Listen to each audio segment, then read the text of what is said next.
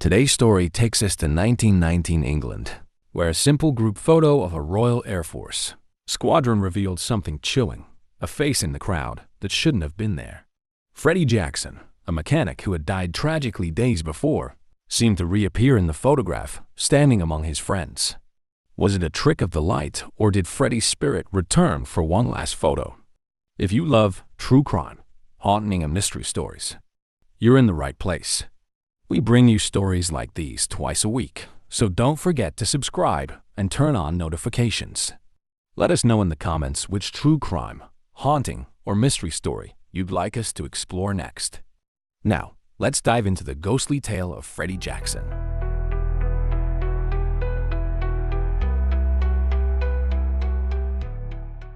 The airfield was alive with a constant hum. Engines roared, tools clattered, and the wind carried the sharp, acrid scent of oil and metal. It was 1920, and the airmen at RAF Scampton, a remote air base in the English countryside, were used to the chaotic rhythm of their days. Planes would land and take off at all hours, and between the mechanical whine of engines, the men worked tirelessly to keep them in the air. It was a place that thrived on precision, but beneath that facade of order, there was chaos within the machines and the men who kept them running. Freddie Jackson was a part of this world. He was one of the many mechanics who worked long hours ensuring the safety of the aircraft. Unlike some of his colleagues, who found solace in the repetitive grind of fixing engines, Freddie was restless. His hands were steady, but his mind rarely was. He had a quick smile and a laugh that could brighten the darkest mood, but there were days when the shadows crept into his eyes, as if a storm was brewing just beneath the surface. Freddie had always been a bit of a daredevil. Even before he joined the Air Force, he had a reputation for taking risks, sometimes unnecessary ones. He would drink more than he should, stay up long past the point of exhaustion, and push himself beyond his limits. His friends saw it as part of his charm, a kind of reckless bravery that suited a man working in such a dangerous environment. But there was more to it than that. Freddie was running from something, though no one quite knew what. Maybe he didn't know either?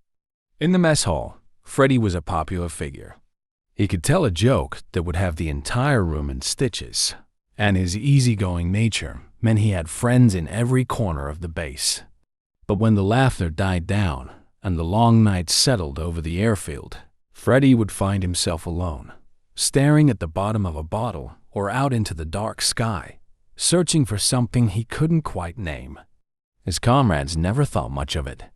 They were all a little rough around the edges, after all. The war had taken its toll on each of them, and everyone had their own way of coping. For some, it was gambling. For others, it was the numbing comfort of drink or the reckless thrill of dangerous stunts.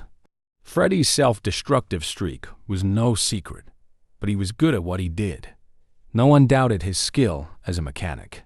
He could coax life back into engines that seemed beyond repair, and he had an uncanny knack for knowing when something was wrong just by the sound of a plane's hum. But there were days when Freddie's eyes were red-rimmed, and his hands shook ever so slightly, and his friends would look the other way, pretending not to notice. It was easier that way. "Hey, Freddie, you think you can fix this mess before we have to put it back up there?" called out James, a fellow mechanic, slapping the wing of a biplane that had seen better days. Freddie glanced up from his work, a smirk tugging at his lips. "Course I can," he said, wiping his hands on a rag. "Just keep your hands off it and we'll be fine." There was laughter, but it was forced, like they were trying to chase away the tension that hung over the airfield like a storm cloud. The airmen lived for these moments of camaraderie.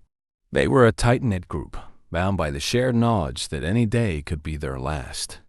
The aircraft they serviced weren't just machines, they were lifelines. The difference between making it home and not. But the constant pressure wore on them. There were days when Freddie could see it in their eyes, the way they all carried themselves a little more heavily, like they were trudging through an invisible fog. Freddie knew that feeling well. It was there every morning, in the split second after he woke up, but before he remembered where he was. It was a hollow ache that gnawed at him, a feeling that no amount of liquor or laughter could quite chase away. Sometimes he would climb up onto the wing of a plane and just sit there, watching the horizon as the sun dipped below the clouds, the sky painted in shades of gold and crimson. It was beautiful, but it also felt like an end, a reminder that everything, even the brightest day, would fade into darkness. One evening, after a long shift, Freddie sat with a few of the guys in the mess hall, nursing a drink. It had been a rough day, with more than one near miss and a lot of frayed nerves. Freddie's laugh was a little louder than usual, his jokes a little sharper, like he was trying to drown out something that only he could hear. "You're gonna drink yourself into an early grave, mate," said Tom, one of the pilots, with a half-smile that didn't quite reach his eyes. Freddie just shrugged, tipping his glass back and letting the warmth slide down his throat. "Better than going slow," he said, and there was a moment of silence, heavy and uncomfortable, before someone changed the subject. They all knew what he meant. No one wanted to talk about it, but it was there, unspoken. The understanding that they were all just trying to keep themselves together until the next day. As the night wore on, Freddie slipped out, leaving the noise behind. He wandered the airfield, hands shoved into his pockets, the cold air biting at his skin.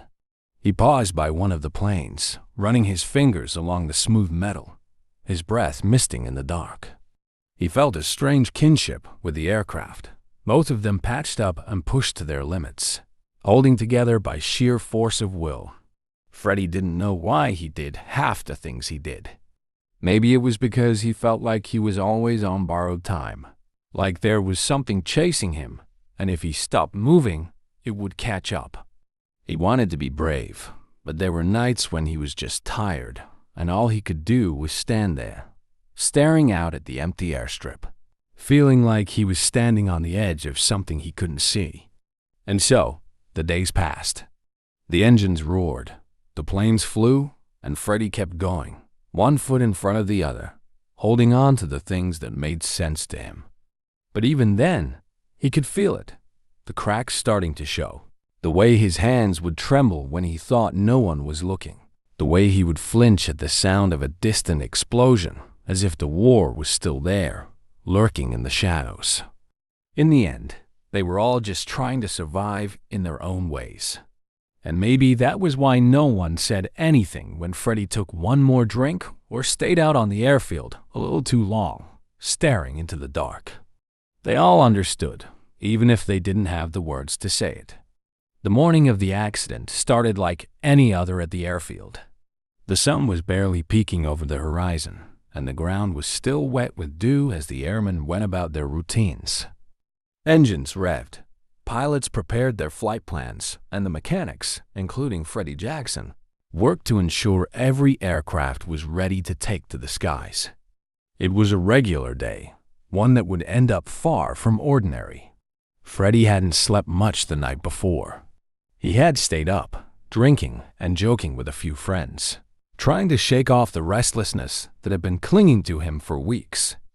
When he finally stumbled into bed, he could barely close his eyes without the room spinning around him. He was groggy and irritable, his hands shaky, but he still showed up to work. He always did. The airfield was bustling by the time Freddie arrived.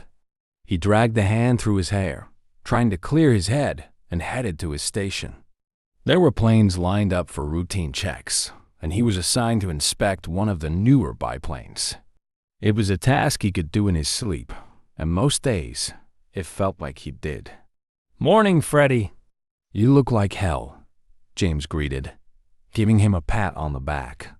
James's tone was light, but there was concern in his eyes.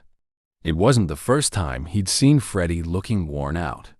Lately, it seemed like there were more bad days than good ones. Freddie grinned, but it didn't reach his eyes. "Yeah, well, it's my natural state," he joked, picking up his tools and getting to work. "Just keep your eyes on those gauges, and we'll be fine." The morning passed in a blur of noise and motion. Freddie moved from plane to plane, tightening bolts, checking fuel lines, and making small adjustments. His hands worked on autopilot, but his mind felt like it was floating somewhere just out of reach. He knew the routine so well that he could almost do it without thinking. But today, there was a creeping sense of unease he couldn't shake. It was around midday when things took a turn. One of the pilots, a young man named Arthur, was preparing for a test flight. The plane had just been serviced, and it was supposed to be a quick routine check. Freddie had been one of the last to work on it, and he had given it the all-clear. As Arthur climbed into the cockpit, Freddie caught sight of him and gave a thumbs up, a casual sign of reassurance. But his smile faded as soon as the plane began to taxi down the runway. The engine stuttered, coughed, and then roared to life. For a moment, everything seemed fine. But then, without warning, the plane veered to one side, the nose dipping dangerously. Freddie's heart skipped a beat, and he felt a cold, creeping dread wash over him as he watched. He knew something was wrong, but he couldn't understand what. Arthur tried to correct the plane, but it was too late. The biplane jerked and twisted, the wings catching the ground as it skidded, flipping over in a sickening slow-motion roll. The sound of metal crunching and the deafening roar of the crash echoed across the airfield. Freddie felt frozen, his feet rooted to the spot as he watched the disaster unfold in front of him. Shouts filled the air, and people started running toward the wreckage. Freddie was one of the first to move, sprinting across the field, his heart pounding so hard he thought it might burst.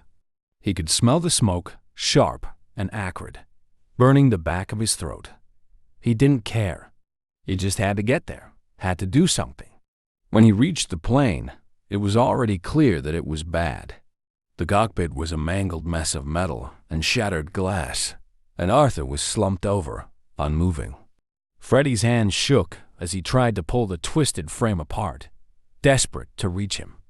"Come on, Arthur, stay with me," he muttered under his breath, his voice choked with panic.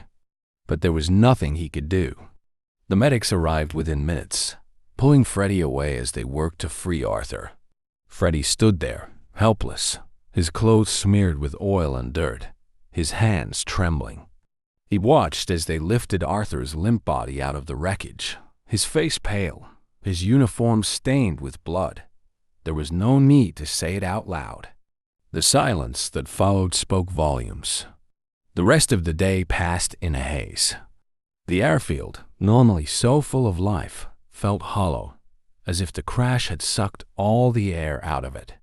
The men gathered in small, quiet groups, whispering and glancing over at the twisted wreckage, still lying on the runway like a dark stain. Freddie stayed close to the hangar, away from the others. He didn't want to hear the whispers or see the pity in their eyes. He kept replaying the morning over and over in his head, trying to figure out what had gone wrong. Had he missed something? Was there a mistake he didn't catch? The questions gnawed at him, relentless and cruel. He was a good mechanic. He prided himself on that. But now, all he could think about was the look on Arthur's face, the way he had smiled just before he climbed into the cockpit. "Freddie, it's not your fault," James said quietly, coming up beside him. "These things happen. Sometimes it's just bad luck." Freddie clenched his fists, his nails digging into his palms. "No," he said, his voice barely more than a whisper. "I should have known. I should have seen it." He didn't know what he was supposed to have seen, but it didn't matter. The guilt was like a weight, crushing his chest, making it hard to breathe. That night, Freddie found himself alone again, but this time, the silence felt unbearable. He didn't go to the mess hall.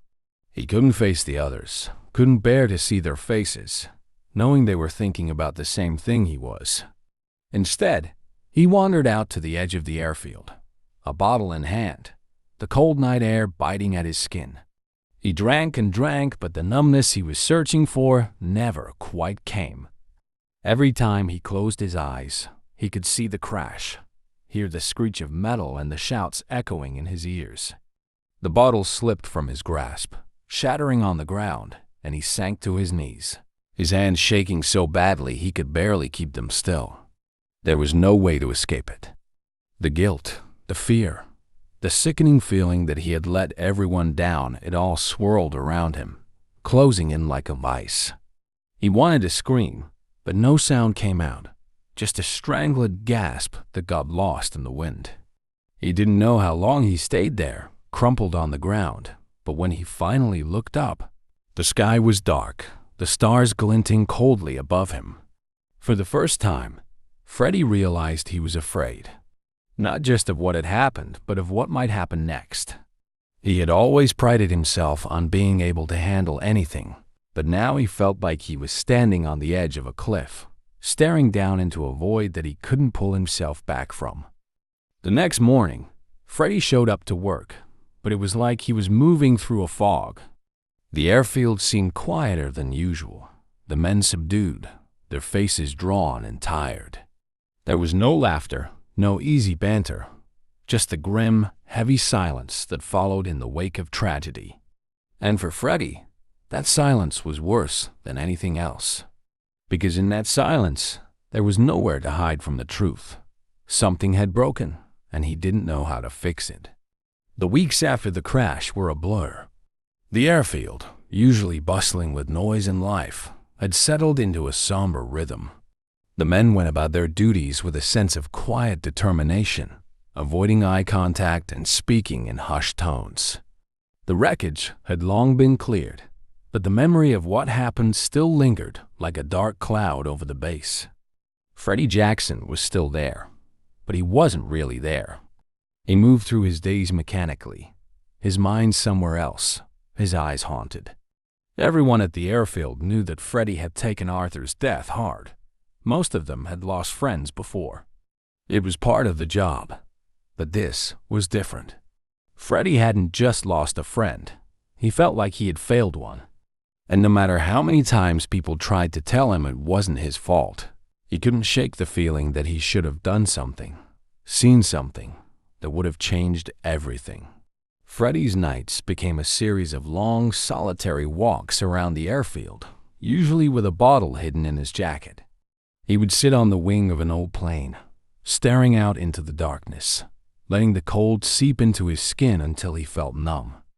The alcohol helped dull the edges of his thoughts, but it never silenced them completely.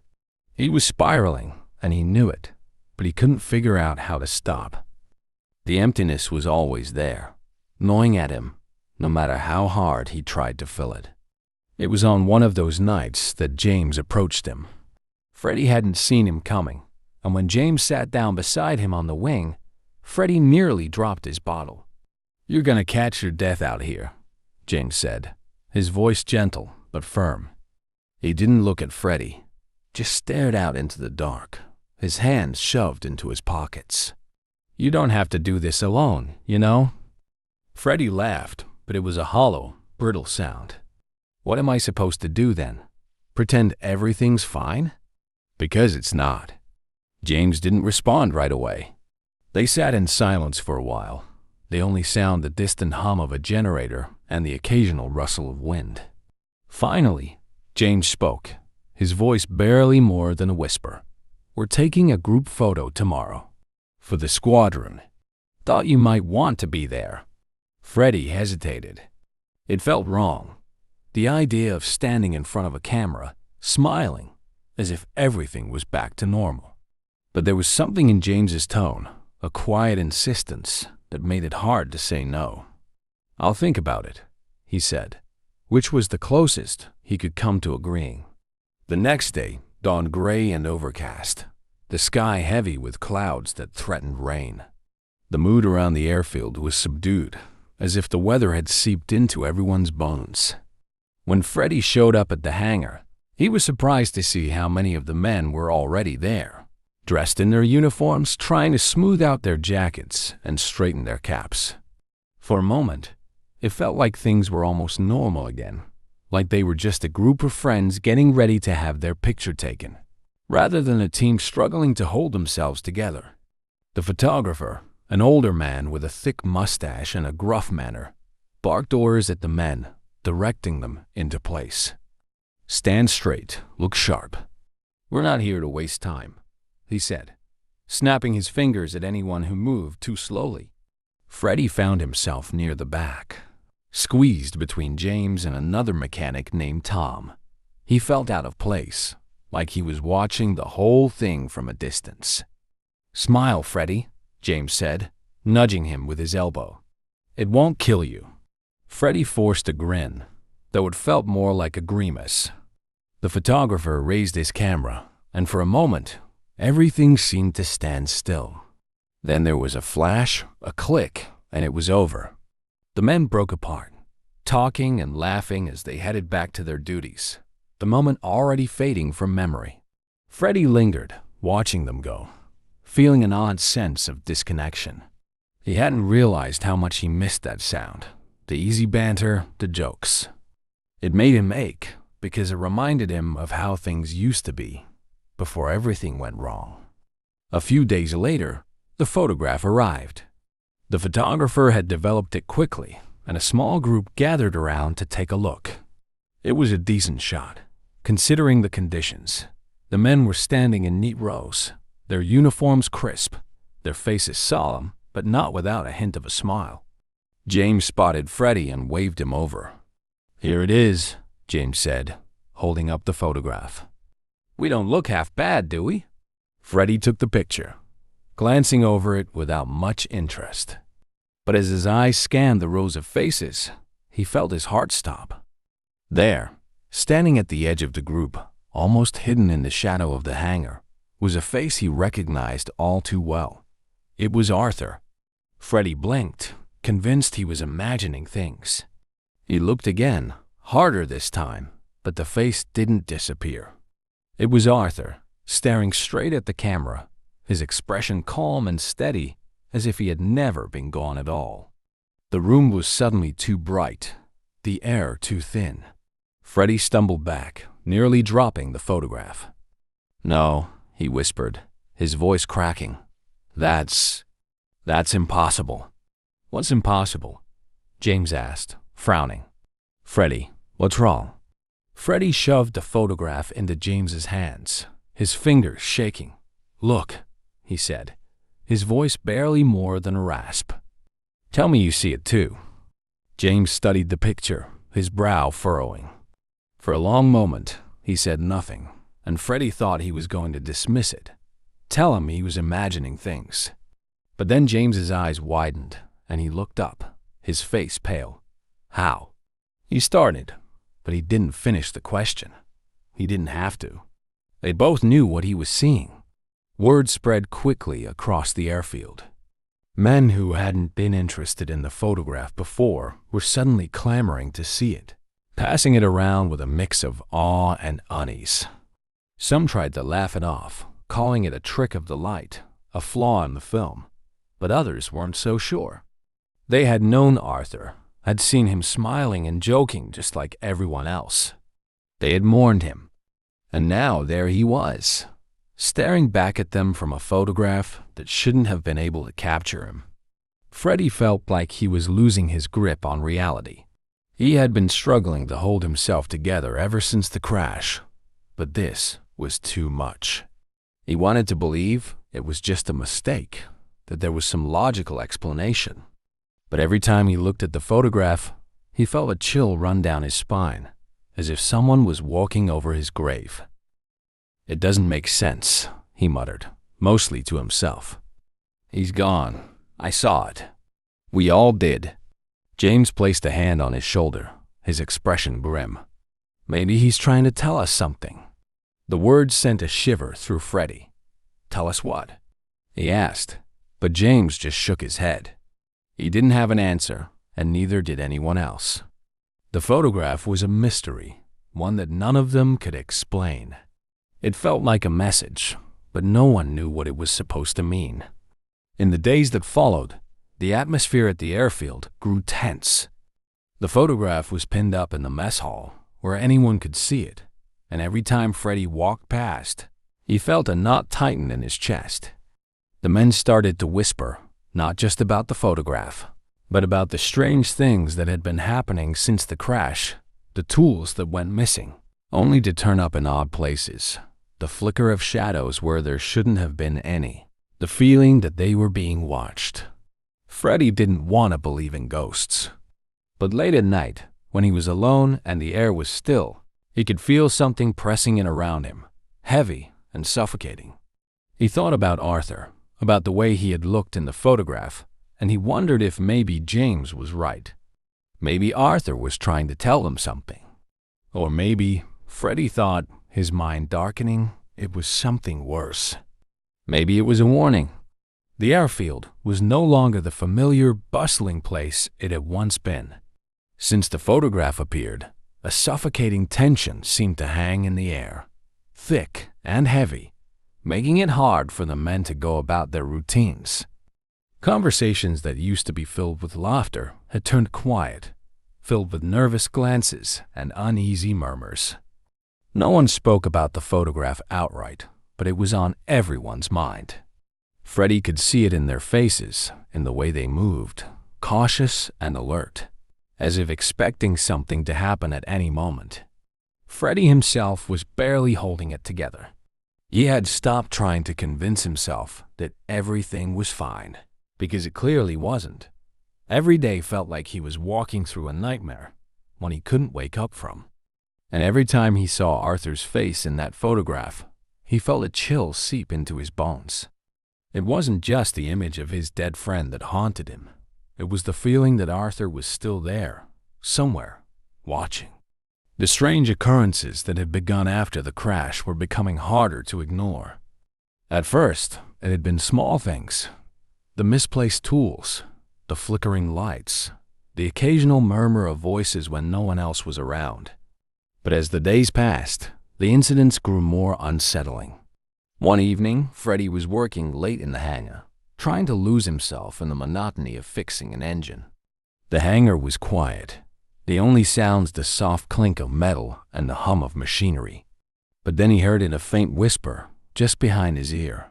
He spun around, expecting to see someone standing there, but there was no one.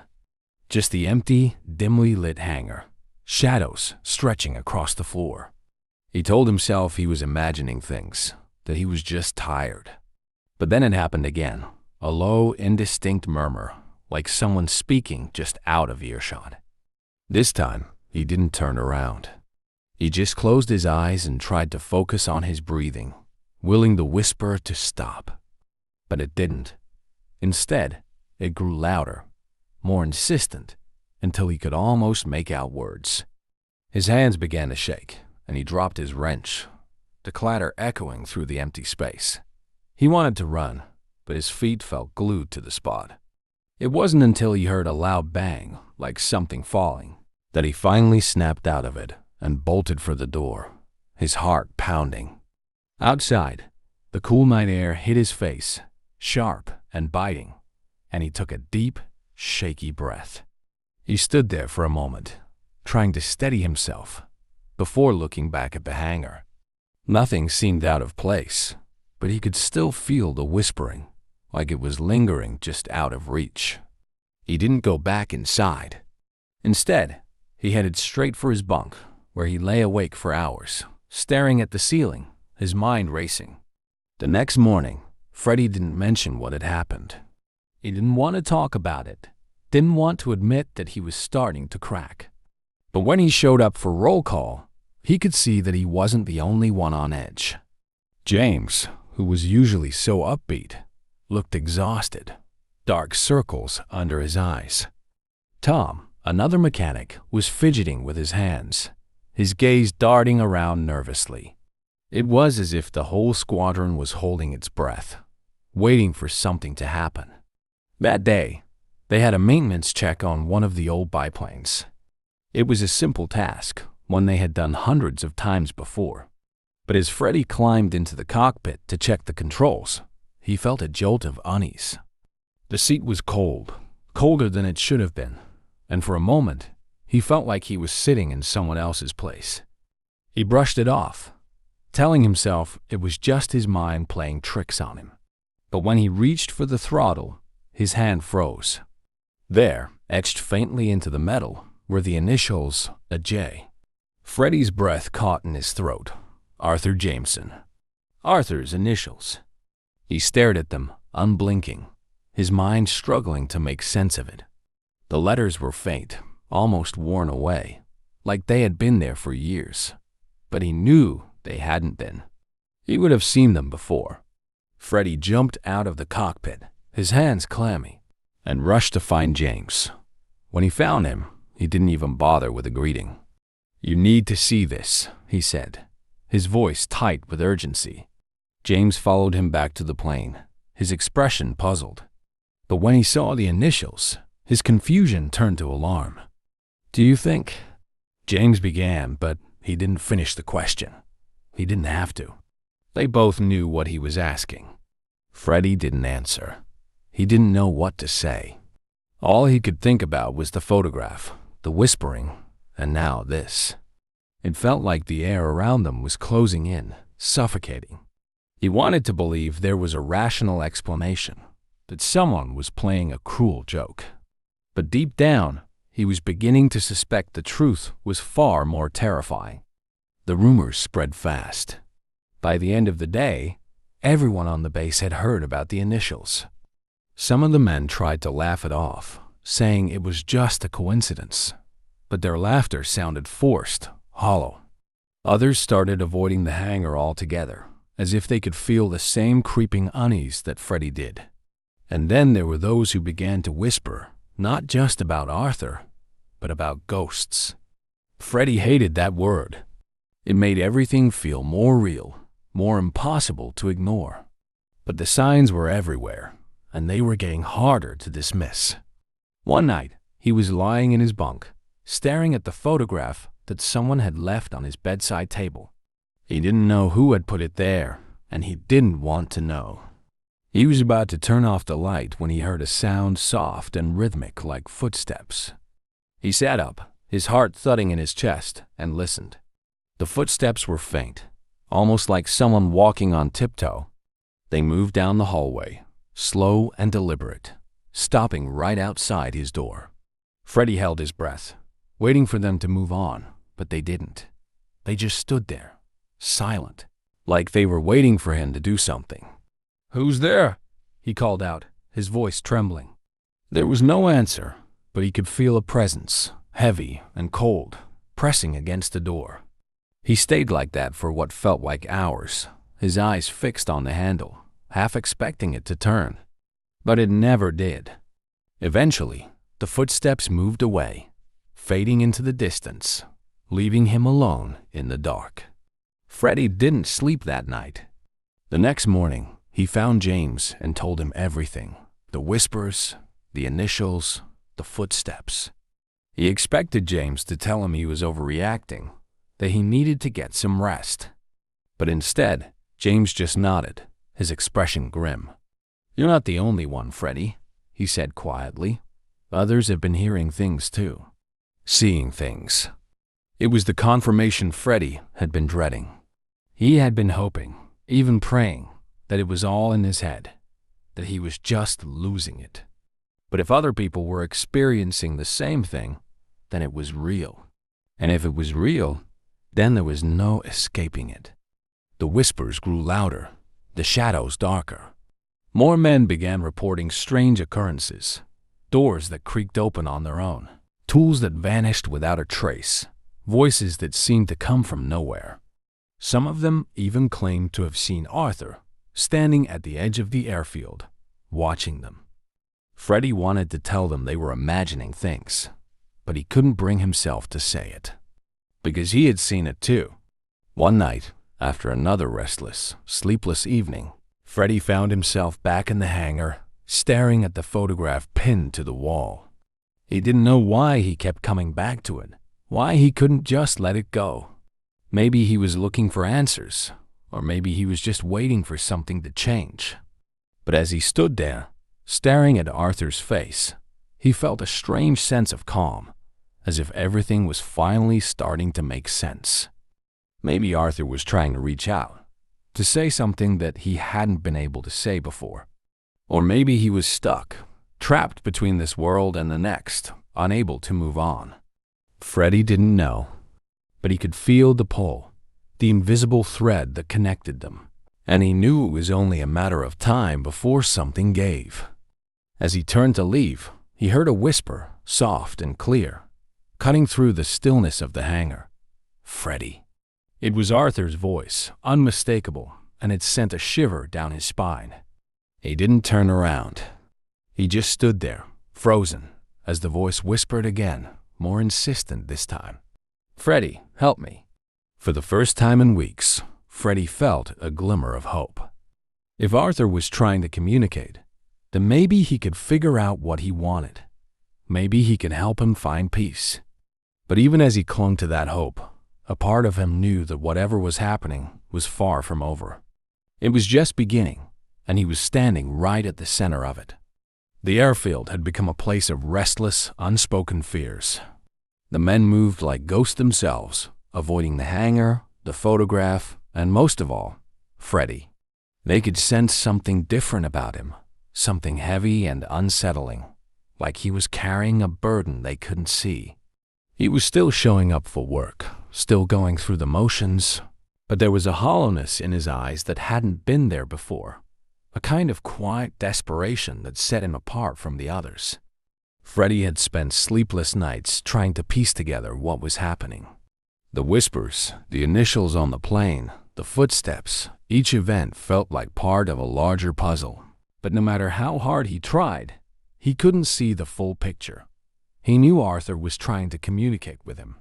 He could feel it, a presence that lingered just at the edge of his consciousness, pulling him closer, urging him to listen. But the more he tried to understand, the more confused he became. The base was no longer just a workplace. It was a labyrinth of shadows and echoes, and Freddie felt like he was lost somewhere in the middle, unable to find his way out. Every night, he would return to the hangar, staring at the photograph, waiting for the whispers to come. He didn't know what he was expecting, maybe another message, maybe a sign. But each time he heard Arthur's voice, it was the same, repeating that same plea, "Help me." As the days went on, the strange occurrences only escalated. The whispers became more frequent, no longer confined to the quiet of the night. Men began reporting cold spots, sudden drafts of icy air that seemed to come out of nowhere, sending shivers down their spines even in the middle of summer. Tools would disappear, only to reappear in places they had no reason to be, like the mess hall or the barracks. And then there were the sightings, fleeting glimpses of a figure standing just at the edge of the runway, barely visible in the fading light. Freddie wasn't the only one who saw him. Others had started to see Arthur too, and the story spread quickly, each one more unnerving than the last. Some said they had seen him standing by the hangar, his uniform neat, his face calm, like he was waiting for something. Others claimed to have seen him in the barracks, sitting on an empty bunk, staring at the wall. But every account had one thing in common: the look in Arthur's eyes, a look of sadness, of longing, as if he was searching for something he couldn't find. James was the first to confront Freddie about it. One evening, after another long, grueling day, he found Freddie in the hangar, staring at the photograph, the same way he had been every night for weeks. James approached him cautiously, as if afraid that speaking too loudly might shatter whatever fragile hold Freddie had on reality. "Freddie," James said, his voice soft but firm, "you need to stop this. Whatever's happening, it's not your fault. You can't keep torturing yourself like this." Freddie didn't look at him. "You don't understand," he said, his voice barely more than a whisper. "Arthur is trying to tell me something. He needs my help." James sighed, running a hand through his hair. "You're not making sense. Arthur's gone, Freddie. Whatever you think you're hearing, it's not real. You need to let it go." Freddie turned to face him, and for a moment, James recoiled at the intensity in his eyes. "You think I want to believe this?" Freddie snapped, his voice cracking with frustration. You think I want to spend every night listening to whispers in the dark, wondering if I'm losing my mind? But I'm telling you, it's real. I've heard him. I've seen him. James hesitated, torn between wanting to comfort his friend and the fear that there was nothing he could say to make things better. Even if it is real, what are you going to do? He asked quietly. You can't bring him back. Freddie didn't answer. He just looked back at the photograph, his eyes distant, lost. I don't know, he said finally, but I have to try. I can't keep living like this. That night, Freddie made up his mind. He didn't know how, but he was going to find a way to reach Arthur, to figure out what he was trying to say. He couldn't keep running from it, couldn't keep pretending that everything was normal. Because it wasn't, and it never would be until he found a way to understand what was happening. He waited until the base had quieted down, until most of the men had gone to bed. Then he slipped out of his bunk, making his way to the hangar with a flashlight in hand. The air was cool, and the sky was clear, a sharp contrast to the darkness that seemed to have settled over the airfield. As he approached the hangar, he could feel his heart begin to race, his pulse pounding in his ears, but he didn't stop. He had come this far, and he wasn't going to turn back now. Inside, the hangar was dark and silent, the only light coming from the faint glow of his flashlight. He made his way to the old biplane, the one with Arthur's initials, and climbed into the cockpit. He didn't know what he was expecting to find, but as he sat there, surrounded by the familiar smell of oil and metal, he felt a strange sense of calm wash over him, as if he was exactly where he was supposed to be. Arthur, he whispered, his voice echoing in the stillness. If you're here, if you can hear me, I'm listening. For a long moment, there was nothing but silence. And then, slowly, the air around him began to change. It was subtle at first, a faint chill that prickled his skin, but it grew stronger, sharper, until it felt like he was standing in the middle of a freezing wind. And then he heard it a whisper, so soft he almost missed it, but unmistakable. Freddie. He turned, his flashlight sweeping across the hangar, but there was no one there. I'm here, Arthur, he said, louder this time, his voice steady even though his hands were shaking. What do you want me to do? The whisper came again, clearer this time, and Freddie felt a shiver run down his spine. I need you to remember. Remember what? Freddie asked, his voice rising with frustration. I don't understand. Please, just tell me. The hangar seemed to grow darker, the shadows deepening, and for a moment, Freddie thought he saw something move out of the corner of his eye, a figure, standing just at the edge of the light. He swung the flashlight around, and there, barely visible in the darkness, was Arthur. He looked exactly as he had in life, his uniform crisp, his cap tilted at a slight angle, his face calm. But there was something different about him now, something sad and distant, as if he was struggling to hold on to whatever was keeping him there. Freddie felt his throat tighten. Arthur, he whispered. What happened? Why are you still here? Arthur didn't answer right away. He just looked at Freddie, his eyes filled with an emotion that was impossible to read. And then, slowly he raised his hand, pointing to the biplane, to the initials etched into the metal. Remember, he said, his voice barely more than a sigh. It wasn't your fault. Freddie blinked, confused. What do you mean? I don't. Before he could finish, the hangar was filled with a loud, echoing bang, like the sound of an engine misfiring. Freddie flinched, his flashlight slipping from his grasp and clattering to the floor. When he looked up, Arthur was gone, the darkness swallowing him whole. Freddie stumbled out of the cockpit, his hands trembling, his mind reeling. It wasn't his fault. That's what Arthur had said. But he couldn't shake the feeling that there was more to it. Something he was missing, something Arthur was trying to show him. And as he stood there, alone in the dark, he realized he couldn't do this by himself. He needed help. The next morning, Freddie went to James. He told him everything, from the whispers to the sighting in the hangar, and for the first time, James didn't try to dismiss it. He listened, his expression serious, and when Freddie was done, he nodded.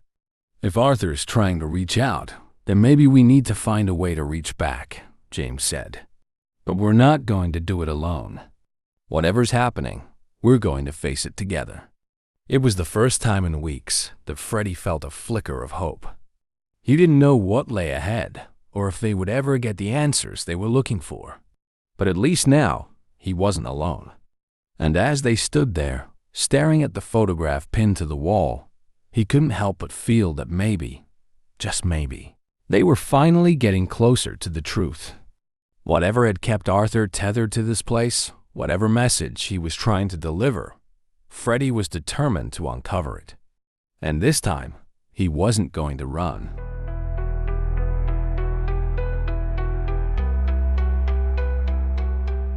And so, the mystery of Freddie Jackson's ghostly appearance lingers, leaving us to wonder, was it simply a trick of the camera, or did Freddie truly return to stand with his squadron one last time? Some mysteries remain unsolved, keeping us intrigued and reminding us that there's so much we don't understand about the world beyond. If you enjoyed this episode of True Crime, Tales of Haunting and Mystery, please give us a like, subscribe, and make sure to turn on notifications so you don't miss our next story. Let us know in the comments if you believe Freddie's ghost made an appearance, and share which true crime or haunting mystery you'd like us to explore next. Thanks for watching, and we'll see you in the next chilling tale.